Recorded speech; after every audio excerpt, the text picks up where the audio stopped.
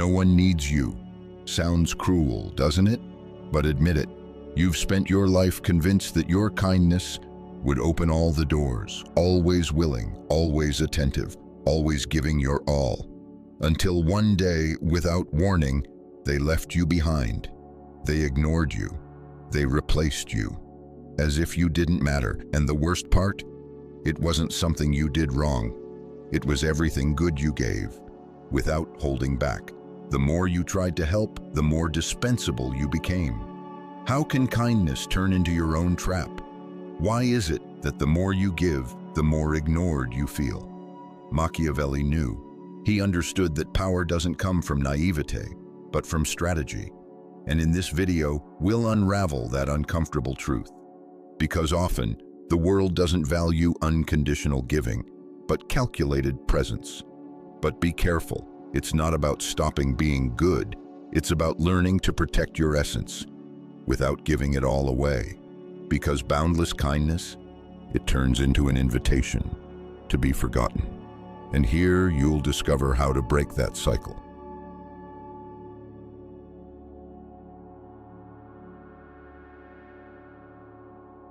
You didn't realize it at first. When you started giving, you did it from a pure place. You were taught that being kind was the right thing to do, that being helpful would make you indispensable, that being there for others was the formula to build strong relationships and be loved. And so you grew up believing that constant presence, emotional availability, and the effort to please were the keys to recognition. But over time, something started to feel off. Where was that promised respect? Why, despite everything you gave, did you still feel invisible? Why did the people who received the most from you pull away the fastest? The truth is harsh. The world doesn't value giving when it's constant and without demand. What's abundant is taken for granted, and without realizing it, you became part of the background. Present, yes, but invisible. Today's society is built on a silent emotional economy, and like any economy, it works with a twisted logic. Value lies in scarcity, not abundance. When you give endlessly, without pause, without measure, you lose rarity. And what's not rare doesn't make an impact. It's not that your kindness doesn't have value, it's the way you deliver it that devalues it. Imagine a diamond that someone gives away every day. Does it still remain a diamond, or does it become just another routine? Being good, when you don't know how to modulate that goodness, makes you predictable. And predictability is easily replaceable in a world that idolizes novelty, emotional intensity, and mystery. You, with your consistency, tenderness, and unconditional giving, became an emotional object without surprise. Here's where the conflict arises, because you didn't give to be used. You gave to be seen, to be valued, to be chosen. But the mistake wasn't giving. The mistake was thinking your value lay in how much you offered, rather than how you positioned yourself. Always being accessible is, in the eyes of many, the same as having no limits. And in a world ruled by subtle power dynamics, those without boundaries don't command respect. Do you remember that time you said yes when you wanted to say no? Or when you were there for someone who later forgot you without remorse? It wasn't your kindness that backfired. It was the lack of strategy in showing it. Constant presence without calculated absence destroys desire. You were pure presence, there before you were called, helping without being asked. And unknowingly, you became a functional extension of others, not a being with its own worth. This is where Machiavelli comes in, not as the villain history caricatures him to be, but as the thinker who understood a painful truth. Respect doesn't come from affection, it comes from the perception of power. And power is nothing more than the ability to control when you're there and when you're not, when you give and when you retreat. You always gave, you never retreated. And in the subconscious of those around you, this placed you in a position of emotional servitude, not because you were one, but because you didn't know how to mark the space where your giving ends and your value begins. The world doesn't discard the good out of malice. It does it out of habit. Because the good, when they don't protect themselves, become part of the scenery.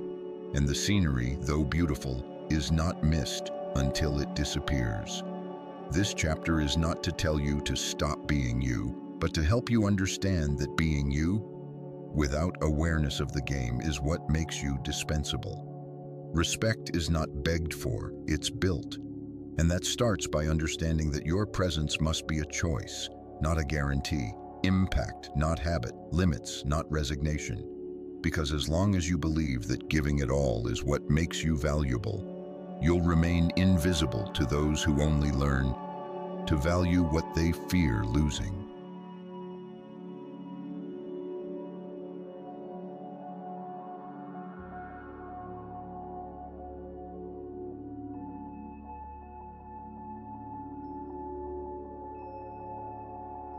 They told you that being good was enough, that if you were consistent, generous, and accessible, the world would repay you with gratitude for all you gave in selflessness. But no one ever explained how the collective subconscious really works, how beneath the surface of good intentions, a brutal system lies in wait, the system of emotional hierarchy. Emotional hierarchy is that invisible structure that determines how much someone is worth to others, not based on their essence, but on the perception they create. And in that system, accessibility doesn't place you at the top, it places you at the bottom. Why? Because in the emotional world, just like in Machiavellian politics, value is directly tied to the ability to maintain the power of choice. And someone who is always available has already given up that power. The one who doesn't make themselves desirable becomes a tool. Machiavelli didn't write about romantic relationships, but he understood something that applies to every human bond. Being loved doesn't guarantee permanence. Being feared, or rather, being perceived as irreplaceable, does. But the key word here isn't feared in a literal sense. It's irreplaceable. It's mysterious, it's desired. And what is desired is never what's abundant. When someone is always there, the brain of the person receiving them stops processing them as something valuable. A devastating psychological phenomenon kicks in: hedonic adaptation.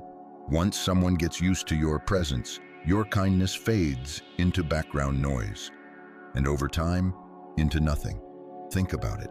That song you love the most. If you play it every single day, it starts to lose its magic.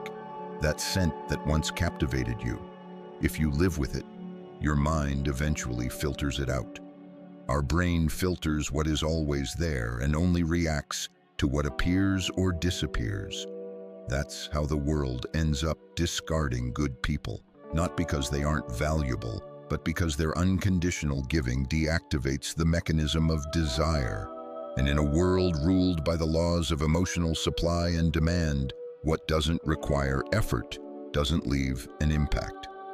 As cruel as this process might seem, it's not always intentional.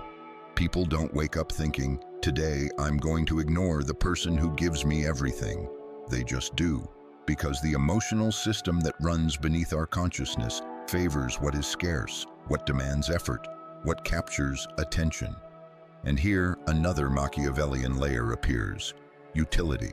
Humans, whether they admit it or not, tend to form bonds based on a logic of benefit. Not necessarily material benefit, but emotional, symbolic, or functional.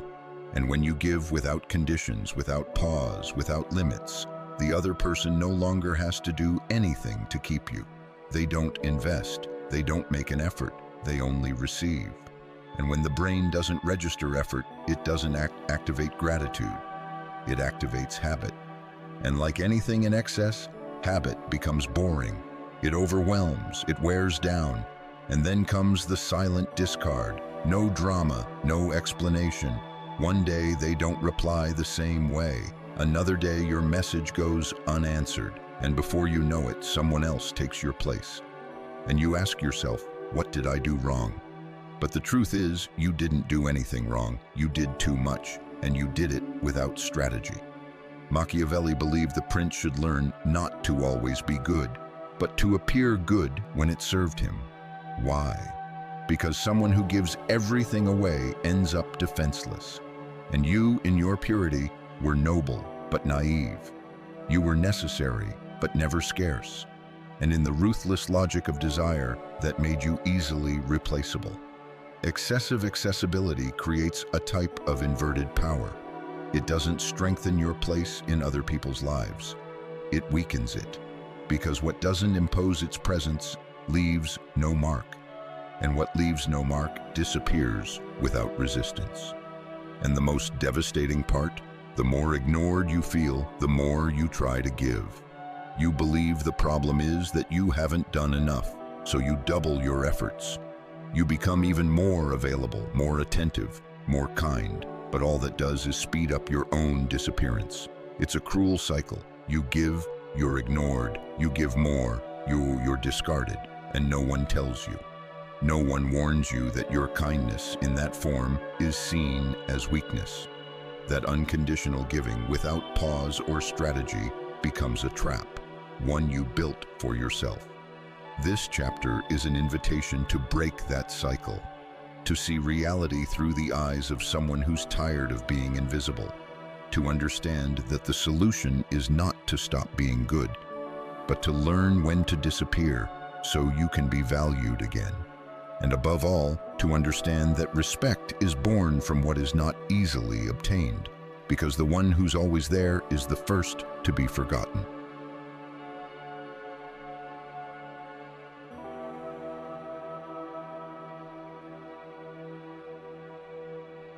If the emotional world worked according to the rules of idealism, the good ones would always win. Kindness would be recognized, selflessness would be applauded, and love would always be enough. But that's not how it works, because human beings, even in their most intimate bonds, respond less to morality than to perception. And Machiavelli understood this perfectly. In his most famous work, The Prince, he wasn't trying to build a fair world, but rather explain how the real world works. No filters, no fantasies, no should be. Only raw survival strategy. And one of his most brutal truths is this: it is safer to be feared than loved, if you cannot be both. Now, this doesn't mean you should become a tyrant or enjoy cruelty for its own sake. It means that respect doesn't come from affection. It comes from limits, from control, from the way you manage your image, from the art of keeping your distance, from mastering the power of mystery. What Machiavelli described in The Politics of Princes plays out every single day in human dynamics. Relationships where the one who controls the pace controls the bond, where the one who knows when to appear and when to step away creates more desire than the one who never leaves, where strategic absence is worth more than constant presence. And you were the one who never left, the one who always answered, the one who stayed even when you weren't called, the one who, instead of managing your presence, gave everything until you lost your value. Machiavelli wasn't interested in being fair. He was interested in being clear-headed, and his clarity led him to detect what most people don't want to accept. The perception of power is more powerful than real power, because people don't respond to your essence. They respond to how they perceive your essence. And if they see you as someone without limits, someone always available, someone who gives without measure, then even if you are valuable, you won't look valuable. And what doesn't seem valuable gets discarded without guilt. That's where psychology steps in. Our minds aren't designed to admire what is always at hand. They are designed to protect themselves from loss. And they only truly value what feels unstable, scarce, fragile, what can be lost. Machiavelli knew this. The ruler who shows himself as unpredictable, not erratic but calculated, stays in control. The one who reveals all his cards loses, and you, by always showing your availability, gave away your strategy. Emotional power doesn't lie in how much you give. It lies in how much you can withdraw without losing the connection. It lies in your ability to make yourself missed without hurting, to disappear without being punished, to be present without being consumed. That is the Machiavellian paradox. Whoever wants to be indispensable must first learn to be absent. And that doesn't require being less authentic. It requires being more aware. Because if you don't take control over how others perceive you, they will build that perception for you. And most of the time, they will build it downward. Why? Because the human brain is wired to exploit what is freely available and to ignore what doesn't require effort. So, how do you apply this without turning yourself into a mask? By understanding that your essence doesn't need to change, but your strategy does. That your kindness shouldn't disappear, but its urgency should hide. That your generosity shouldn't die, but it must learn to be conditional.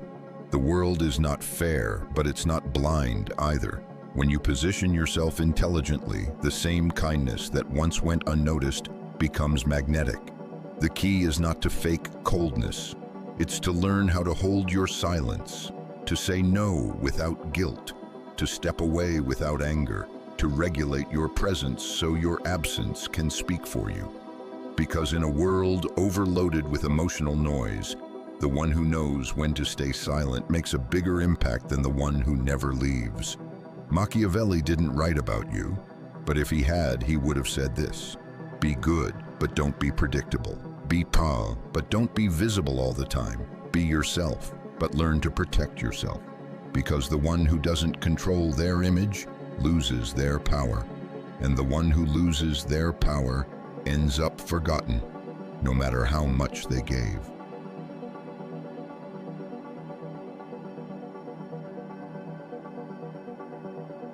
You did it with love, with genuine care, with no hidden agenda, just the pure and simple urge to protect, to help, to be there. And yet, you're reading this because something went wrong, because despite giving your all, they stopped needing you, or worse, they made you feel like you were never needed at all. Sounds familiar? That friend you always listened to but who vanished when it was your turn to speak. That partner who one day simply stopped looking at you the same, even though you never stopped loving them. That family member who only shows up when they need something and forgets you the rest of the time. That boss who took advantage of your willingness but never once recognized your true value. Stories like these are not the exception. They are the hidden price of giving without strategy. And when they happen, they don't just leave emptiness. They leave a wound you don't even know how to name. A strange mix of anger and sadness, of shame and confusion. How could something I did with so much love make me invisible? The answer lies deeper, in the place from which you give. When you give to build connection, but the other person only sees functionality, balance breaks. You believe you're creating a bond, but the other is just taking advantage. And not always out of malice, most of the time just out of habit. The line between love and utility is thin. And when you don't draw it, the other person won't see it. This is especially devastating in romantic relationships. Giving endlessly, always being there, trying to anticipate every need. It might seem like the path to someone's heart, but many times it's the path to oblivion.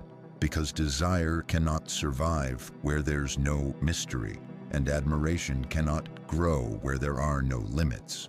The one who never says no strips their yes of all meaning. The one who's always available stops being chosen because they're already guaranteed. But you never wanted to be a guarantee. You wanted to be a living presence.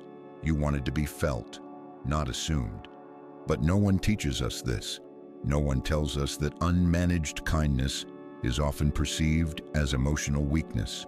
That endless giving generates fatigue, not gratitude. That to be indispensable, you need distance, not insistence. In family dynamics, this pattern is even more cruel. The child who always looks after their parents, but is never asked how they feel. The mother who gives everything, only to be treated as if she were invisible. The sibling who carries, who solves, who saves, until they break and no one notices. Because people quickly grow used to those who never complain, to those who always say, "I can handle it." to those who never set a boundary, and without even realizing it, you start to disappear from their emotional memory. You're still part of their lives, yes, but only as background scenery. They reach out to you, but they don't see you. They need you, but they don't care for you. They mention you, but they don't think of you. It's a slow kind of death, not physical, psychological, a gradual erosion of the place you once held until you're no longer there, even if you still are. And you know what's the worst part? That when you finally decide to set boundaries, when you finally say enough, many react as if you were the villain. "What happened to you?" they ask, as if your newfound firmness were a betrayal, as if your exhaustion had no right to exist. Because they had already put you in a box. You were the good one, the one who never breaks, the one who never complains, the one who always gives. And now that you're trying to reclaim your space, it hurts. It hurts you. It hurts them. But it's necessary. This chapter is not meant to make you hate those who failed you. It's meant to help you understand the invisible logic that allowed it to happen. Because only when you recognize how you lost yourself can you begin to recover. The solution isn't to harden your heart. It's to learn how to dose your presence. To understand that your emotional presence must carry weight, not because of artificial scarcity, but because of conscious self-worth. Every yes you give should come from your center, not from your fear of abandonment. Every act of kindness from genuine desire, not from a desperate need to be accepted. Because when you give from emptiness, all you get back is emptiness. And when you give without asking for anything, you receive without care. It's not about becoming cold. It's about stopping yourself from becoming invisible so that you can be seen. It's about learning to disappear so you can be valued. It's about understanding that emotional eternity is not built through excess. It's built through impact. And impact requires pause, selective presence, and well-chosen silence.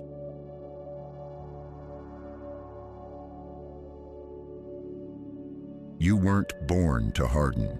You didn't come into this world to play the game of coldness, to grow distant, to fake a sense of indifference you don't truly feel. Because that's not your essence. Your essence is to feel, to care, to give. But now you understand something you couldn't see before. If you don't learn how to manage your light, it will end up blinding not only others, but yourself. Being kind was never the problem. It never was. The real problem was confusing kindness with a lack of boundaries, believing that to love meant to always be available, learning that in order to be valued you had to be useful, obedient, unconditional. And that idea broke you. It sent you through life offering infinite versions of yourself, hoping that one of them would finally be enough. But when you give yourself away without measure, you dissolve. And no one respects what doesn't feel solid. Now it's time for something different. Not to abandon who you are, but to reclaim your right to be kind from a place of strength. What does that mean? It means you can still be empathetic, but you're no longer free territory for someone else's emotional invasion. You can still be present, but not always. You can still give, but not everything. You can still love, but you can also walk away if that love starts to erase you. Strategic kindness is not a betrayal of your authenticity. It's an evolution of your awareness. It's learning to see the world as it is, and to choose with full clarity how and when to offer the best of yourself. Because not everyone deserves your complete version. Not every hand that reaches out wants to touch you. Some only want to take. And you are not here to empty yourself in every encounter. Some people only learn to value you the moment you leave. Some relationships only reveal their truth the moment you step away. Some spaces only heal when you stop filling them. Calculated presence is not coldness, it's self-respect. Chosen silence is not indifference, it's self-preservation. boundaries are not walls, they're doors, and you get to decide when to open them. The key is to flip the script. Stop giving in order to be accepted. Start giving because you already accept yourself. Stop chasing belonging. Start inhabiting yourself. Stop waiting for approval. Start exercising your own judgment. Because here's the paradox. When you prioritize yourself, you begin to inspire the kind of respect you've always craved. When you step away, you start to be missed. When you speak less, your words carry more weight. When you show up with intention, not out of need, your presence becomes magnetic. And then something powerful happens. Your kindness stops being a resource for others to exploit and starts becoming a conscious act of choice. You no longer give out of fear, but out of abundance. You no longer help to be seen, but because you see yourself. That is power. And Machiavelli, if he could see you now, would understand. You didn't choose the game of power out of pride. You chose it because you were tired of being discarded, because you finally understood that respect is not something you ask for. It's something you provoke. But provoking respect doesn't mean you have to become someone else. It only means you have to become a clearer, wiser version of yourself. The version that knows when to stay silent, when to step back, when to draw the line, and when to give. But always with the certainty that you can stop giving at any moment. That is your strength. Not in hardening, but in becoming selective. Not in stopping your feelings, but in learning not to hand them over to those who don't know how to receive them. Because kindness, when it is free and conscious, does not become disposable. It becomes unforgettable. Maybe now you can see it more clearly. It's not about turning off your kindness. It's about stopping yourself from using it as a shield. It's about no longer using it as an excuse to remain in places where there's no space for you. Yes, the world can be hostile, but you didn't come into this world to beg for recognition. You came here to inhabit your worth, to make yourself visible, not for how much you give, but for who you are, even when you give nothing at all. And if this video didn't speak to your mind, but to that quiet part of you that was already tired of being unseen, then I invite you to stay. This channel is for those who feel deeply, for those who no longer want to be strong out of resignation, but out of awareness. Subscribe if you sense that your power lies in awakening, not in hardening. And leave me a comment. My kindness will no longer be my cage.